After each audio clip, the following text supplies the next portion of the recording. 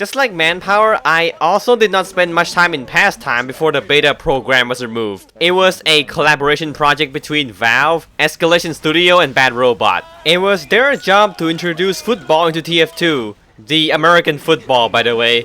Not the football with black and white, but you know what I'm talking about. And the last update this mode got was way back in Meteor Match update, so I think it's a good time to give it a definite review. Pastime is similar to a lot of sports in that it involves balling. The ball here is called the jack, and you can pick it up by walking into it. It is also affected by physics. While carrying the jack, you are completely defenseless. However, you are given the ability to see your teammates and enemies through walls. But I think outlines would be a lot more useful than these icons. And what the fuck is this HUD? If the dev want to tell the player where the jack is, I think the compass from CTF would be a lot better than this. Carrying the jack without your teammates will also mark you for death. And that is way too punishing because you're unable to attack already. Any teammates near you will run at the same speed as the fastest class in the vicinity. This sounds good on paper because it encourages your team to stick together, but in the environment of online gaming where people are antisocial shut-ins and hate socializing,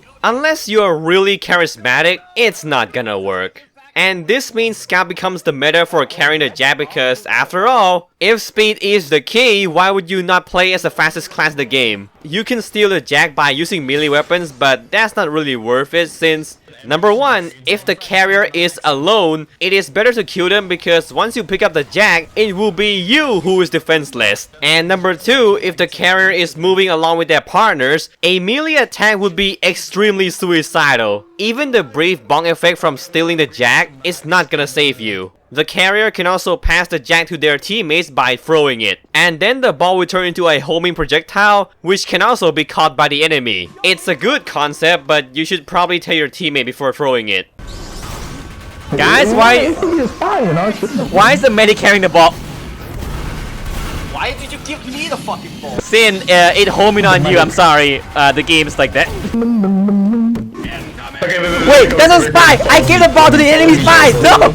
And in a strange balancing choice, the attack classes have weaker throw than the others. For Scouts, it's understandable, but for Soldier and Pyro, why? And finally, there are 3 ways to score the jack. You can just simply throw it, which is a very normal thing to do. Run into the enemy's touchdown goal if you're feeling very suicidal. Or passing the jack between your teammates to unlock a bonus goal, which of course gives you more points. I really like this part because you're given multiple ways to complete the objective. I wish we had more of that in TF2. And now let's move on to the maps. For being the first map of this game mode, I will not be surprised if Brickyard is the reason why people don't like this mode very much. This map is enormous. And unless you're a scout or a soldier who graduated from Jump Academy with a PhD, good luck going anywhere. And yes, this also means sniper sightline is also a problem here. Jack, this is just 2 forward but bigger. What do you mean? Oh shit!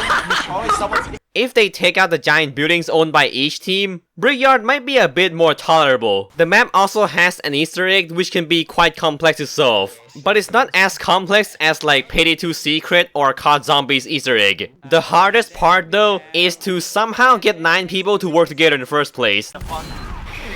Yeah!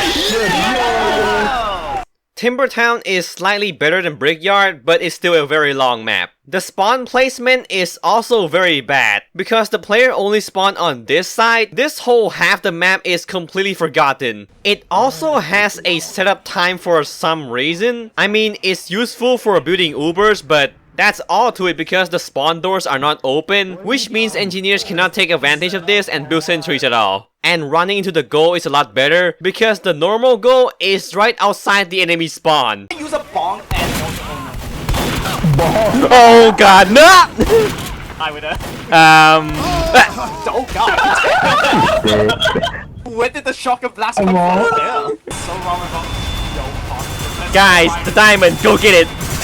Oh, wait! Shit. Get him!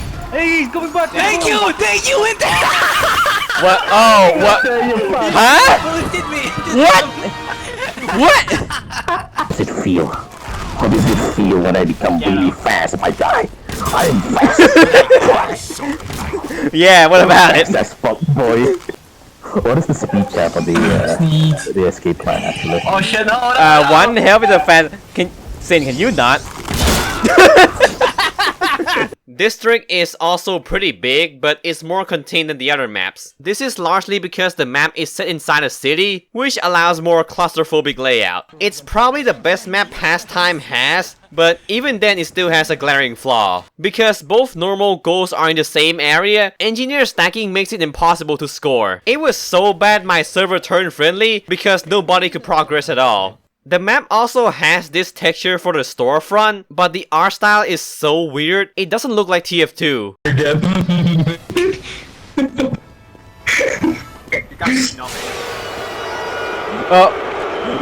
Really? We let a spy walk into the goal like that? And that was the pastime mode. Honestly, this game mode had an even worse chance to live than manpower. As a flaw of having multiple ways to complete the objective, it led to the map being so stretched out and consequently becoming way too big for TF2's gameplay. It also doesn't help that transporting the Jack requires a lot more teamwork than other TF2 modes. And even then, the Scout is still the best class to do this, because anyone else would be too slow. As for the studio who helped Valve make this game mode, they've already moved on. Escalation Studio has become Bethesda Dallas, and apparently they are working on Starfield. And Bad Robot wait, they are making Silent Hill as an interactive media. Huh. I wonder how that would turn out. Anyway, in the next episode we'll see if we can salvage the pastime mode, if we can, say, put it in the map where it's appropriate. See you next time.